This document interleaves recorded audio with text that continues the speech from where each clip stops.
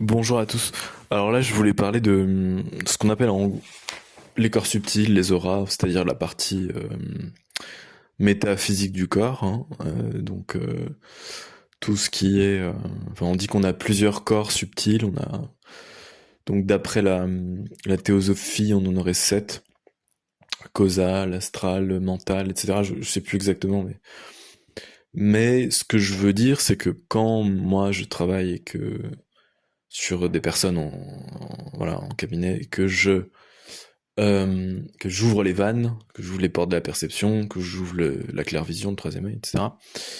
Bah, c'est pas ce que je vois, c'est pas exactement, ça correspond pas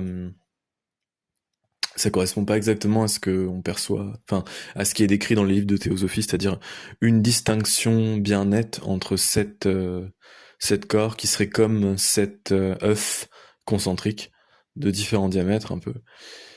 C'est pas exactement ça, c'est un peu plus complexe, en fait. Justement, donc c'est une géométrie complexe. C'est-à-dire que c'est une géométrie qui dépasse un peu ce qu'on a l'habitude d'observer dans notre monde quotidien, hein. C'est-à-dire une géométrie euclidienne en 3D. Donc, en fait, ce que je vois, on va dire que ça ressemble, ça s'apparente à ce qu'on pourrait appeler les poupées russes. C'est-à-dire qu'effectivement, il y a c'est imbriqué. En fait, c'est plus des choses imbriquées les unes dans les autres, mais Euh, déjà, il y en a pas. Il me semble pas qu'il y en ait sept. J'ai pas l'impression que. C'est vrai qu'on peut aller. Je peux aller du plus subtil au plus dense, mais j'ai pas l'impression qu'il y en ait sept déjà. Et puis, en fait, je sais pas combien il y en a. C'est comme s'il y en avait une infinité. Et c'est des strates qui se succèdent, qui se contiennent en fait les unes les autres. Voilà, c'est des strates qui se contiennent les unes les autres. Et quand on libère une strate, un corps, bah en fait il y en a un autre qui se montre. C'est très très très étrange. C'est très difficile à expliquer. Quand on est vraiment clairvoyant, c'est-à-dire qu'on voit le monde invisible, moi ça fait 10 ans, hein, il y a eu vraiment un avant, un après, on s'habitue à voir en multidimensionnel. Hein, je sais pas combien de dimensions, mais c'est plus de 3, 4, sûrement. Et ça rejoint ce qu'explique Jean-Pierre Petit quand il parle de son modèle Janus, c'est que là on est sur une vision de l'univers, une physique à de nombreuses dimensions. Donc c'est vraiment un tout autre rapport à l'espace, et même au temps. Donc ces corps sont imbriqués les uns dans les autres. Et donc ce que je fais, c'est que bah je vois je vois des sédiments, des choses, des nœuds en fait, des nœuds énergétiques qui apparaissent. J'essaie de les dissiper quand c'est négatif. Et par en dessous va émerger des choses qui étaient cachées. Vous voyez. Et à nous. En fait, c'est un processus qui est potentiellement infini. C'est-à-dire que quand on libère un truc, il y en a encore il y a un truc caché. Puis on déroule le fil du karma comme ça. Et donc, ce que je constate, c'est que dans ces nœuds, dans ces formes pensées négatives, il y a un peu comme si c'était tapissé à l'intérieur, hein, comme à l'intérieur d'une paroi. Il y a des scènes, il y a de la mémoire, il y a de la mémoire. Donc peut-être que on peut parler de là, c'est peut-être là que sont les vies antérieures, s'il y en a. Et voilà. Il me semble que j'arrive un peu à me brancher mentalement à ça aussi. Donc, et lorsqu'on qu'on arrive à dissiper cette forme négative, on dirait qu'elle disparaît. Elle laisse un vague il y a quelque chose qui reste dans l'énergie, mais il n'y a plus l'aspect négatif lourd, retors, pesant, douloureux de la chose. C'est ça qui est intéressant. Voilà. Donc c'est des formes, des formes et des masses imaginaires, pour reprendre l'expression de Jean-Pierre Petit, c'est-à-dire que les énergies, c'est comme des objets, mais avec une géométrie plus complexe. Les formes ne sont pas clairement définies, hein. Contrairement au monde physique qu'on connaît, c'est très important. Les formes ne sont pas claires. C'est pas 3 cm sur 2 cm, machin, volume, machin.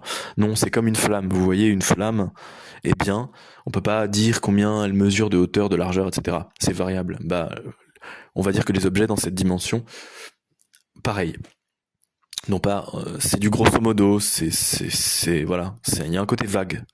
Et ces corps subtils aussi, ils ont des limites qui sont vagues, c'est-à-dire ils sont pas clairement délimités, ils se mélangent en quelque sorte, ils sont imbriqués les uns dans les autres. Donc c'est très très complexe. Celui qui vous dit c'est comme ça, c'est-à-dire que en fait il y a ce corps-là, puis ce corps-là, en fait je sais pas, j'ai l'impression qu'il connaît pas vraiment mon avis, parce que quand en pratique, hein, entre la théorie et la pratique, il y a souvent un monde. Quand en pratique, j'observe, je vois que c'est très très difficile de mettre des catégories dessus, de distinguer. C'est vraiment très complexe, très très complexe. Donc voilà, et ça correspondrait à ce qu'on appelle en mathématiques des espaces de Minkowski. Non, j'ai pas le niveau mathématique pour comprendre ça. Non. Mais c'est-à-dire que c'est des espaces, c'est pas des espaces euclidiens classiques en fait. C'est des espaces qui incluent ce qu'on appelle les formes et les nombres imaginaires. Donc c'est un peu voilà. Mais vraisemblablement, ça pourrait s'expliquer d'un point de vue mathématique.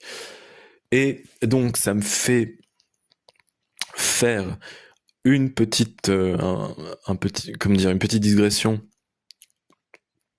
utile à mon sens sur quelque chose qui m'a frappé dans ce que raconte Jean-Pierre Petit. Parce que là, en l'occurrence, je pense que c'est lui qui a vraiment le mieux expliqué la composition de ce monde métaphysique d'une manière assez simple, hein, assez première, hein, mais c'est qu'un début, disons. Et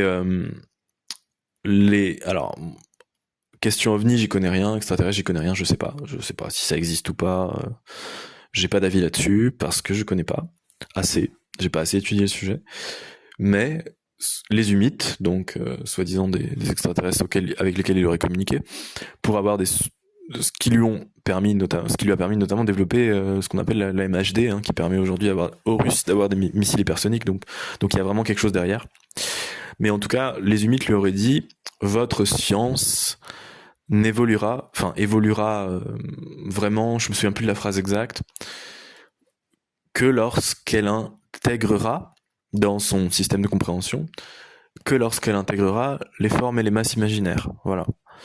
Et que lorsqu'elle dépassera la logique aristotélésienne. C'est un peu complexe. Mais c'est vrai que dans ce monde invisible, il y a une autre logique. Une chose peut être vraie, et son contraire aussi. En même temps, c'est très troublant. Voilà. Et donc, je pense que ce qu'il voulait dire, les humites, à ce moment-là, c'est que quand la science intégrera les énergies, ce qu'on appelle les énergies de manière claire, dans son système de compréhension, elle avancera. Elle avancera.